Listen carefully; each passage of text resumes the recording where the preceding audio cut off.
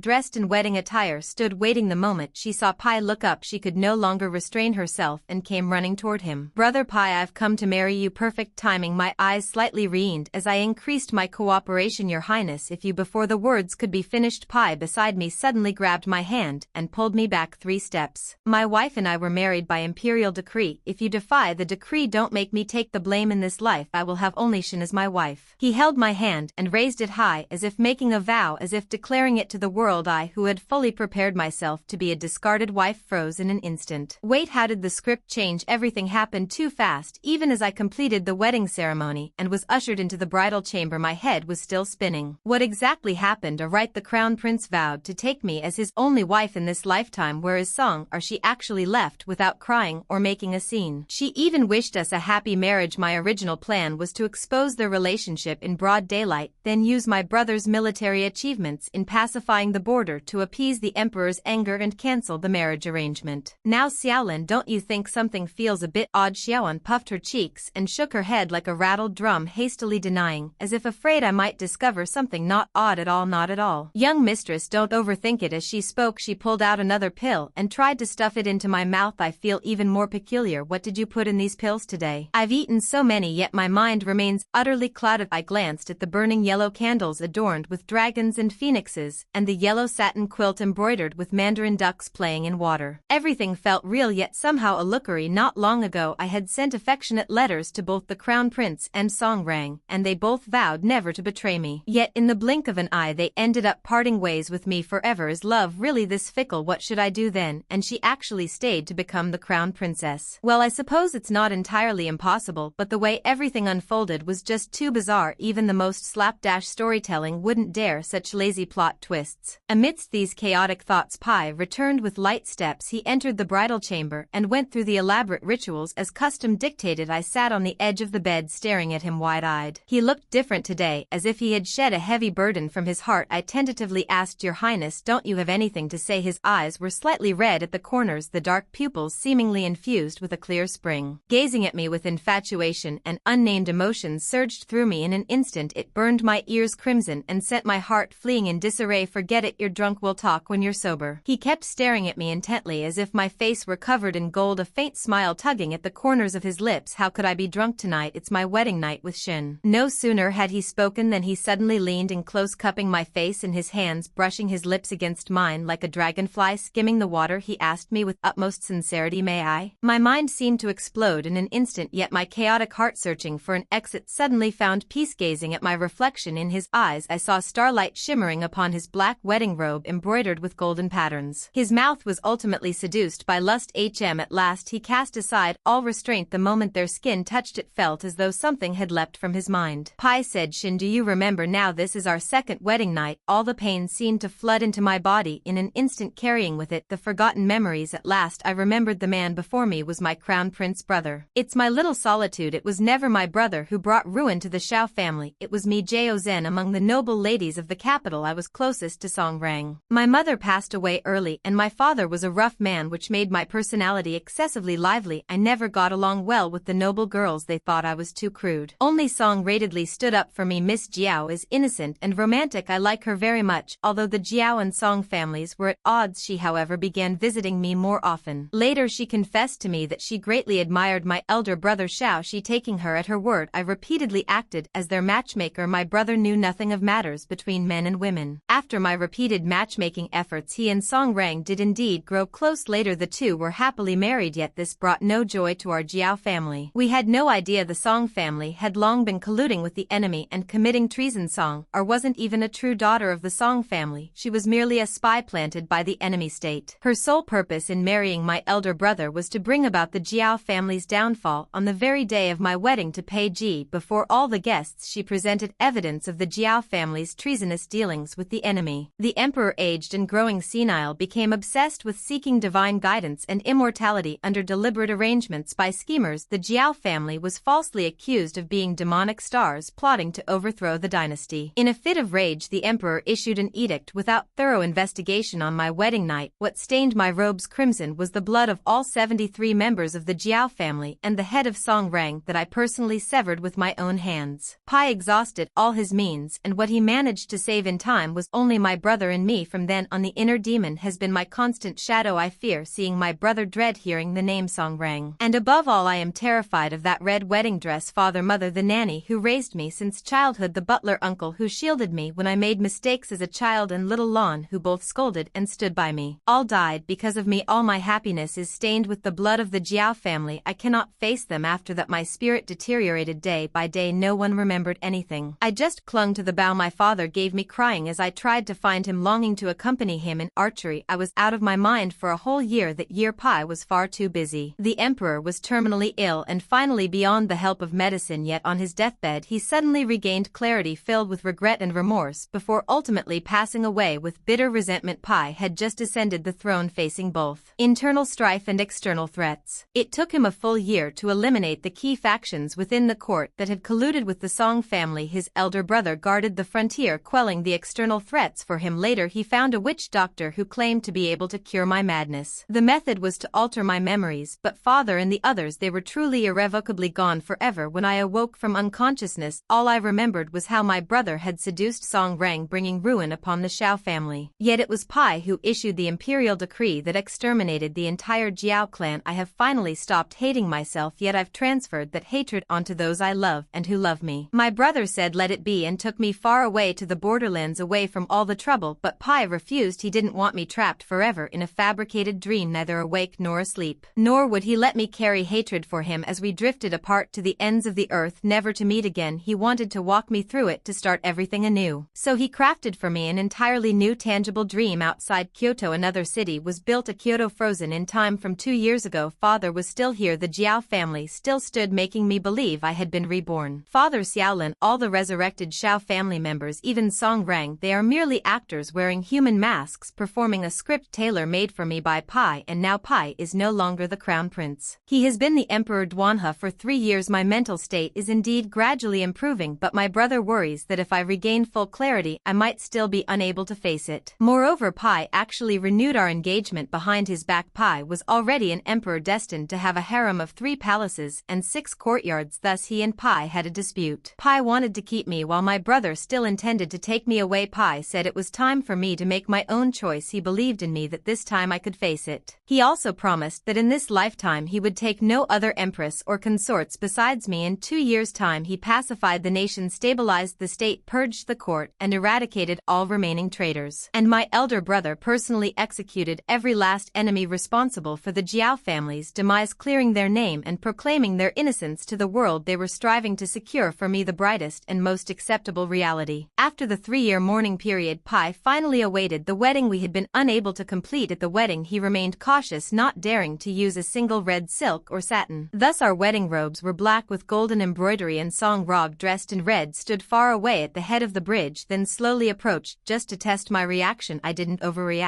He finally gained some confidence just as I finally found that single thread and was about to unravel my sealed memories. He confessed everything to me. It reminded me of everything. My brother said he never blamed me, just like in that illusory memory. I never held any resentment towards him either. We are the closest of Qin, father, wet nurse Xiaolin, and so many others of the Jiao family. They too are my dearest family who watched me grow up. How could they possibly blame this long-planned calamity on me? Shenna, it's time to put their minds at ease. My brother held me in his arms and I finally broke down in uncontrollable sobs before the Jiao family's graves. I knelt and kowtowed one by one to beg for forgiveness. In the distance the last of the winter crows flew away, leaving behind a sky washed clean by dawn. Holding my brother's hand I gazed at Pai waiting in the distance. It's okay, you're still here.